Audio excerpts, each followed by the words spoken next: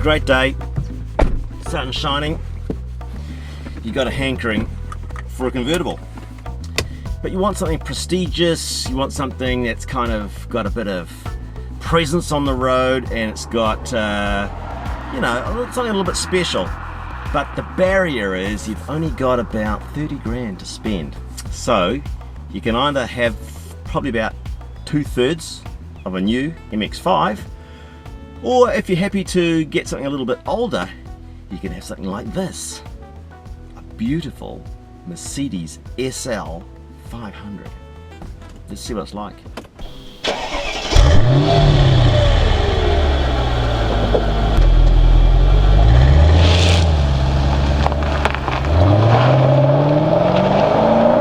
This particular SL500 is a 2003. It's a New Zealand new. It's had 2 owners and it's only done 80,000 kilometers. So that's only about, well, it's less than 7,000 Ks a year.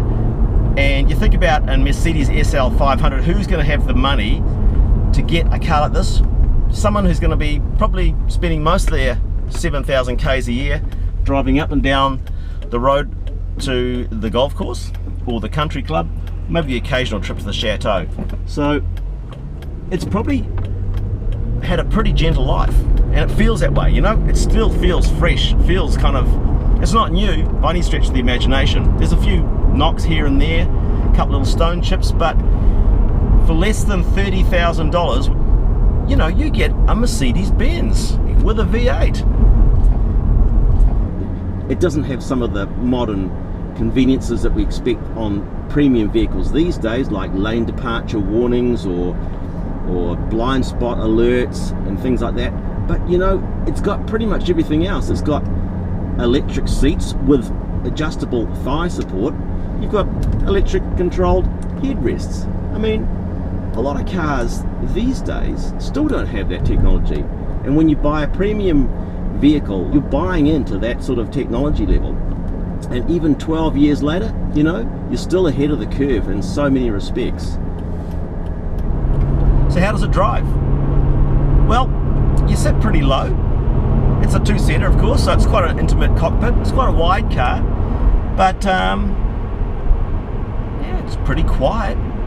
I think the criticisms of the road testers at the time when they came out was that, yeah, the ride was a little bit fiddly compared to this kind of floaty nature that the Mercedes SL500 sort of conjures up in people's minds. But it's certainly something you could live with. Look, servicing and repairs and maintenance, they're going to be more expensive than a new car. There's no doubt about it. But for less than $30,000, you know, it's pretty hard to grizzle, really. It's still got that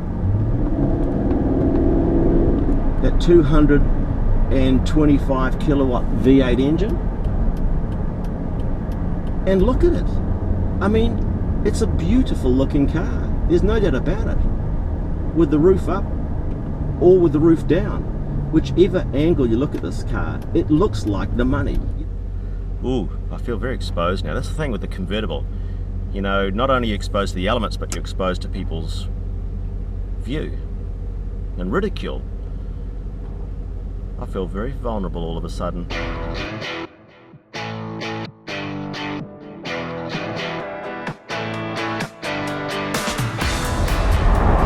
As you can see, I've got my extra fine hair on today to show you that the interior of the cabin is pretty calm, even at sort of 70, 80 kilometers an hour. I'm not getting blown around too much, and believe me, my hair will tell you if there's wind blowing because it's so fine. It'll respond to any puff of wind.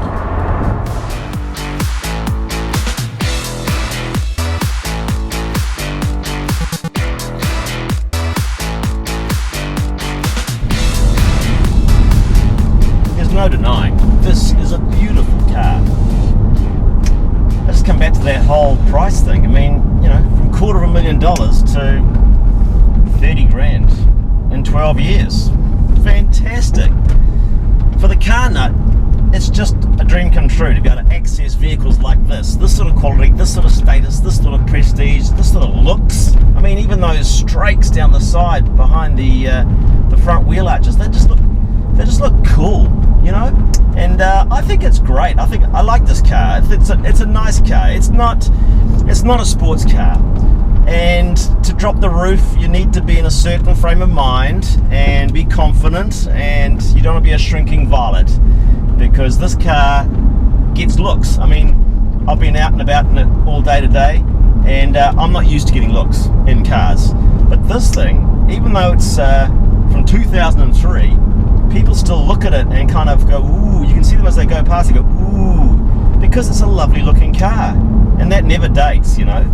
So yeah, I think older cars that have depreciated quite a bit, that have a great pedigree, can be really, really attractive and certainly worthy of further exploration. As a middle-aged man with thinning hair, I'm probably the prime target market for an SL500. So why fight it? I'm just gonna put my sunglasses on, don my cap, and just enjoy it.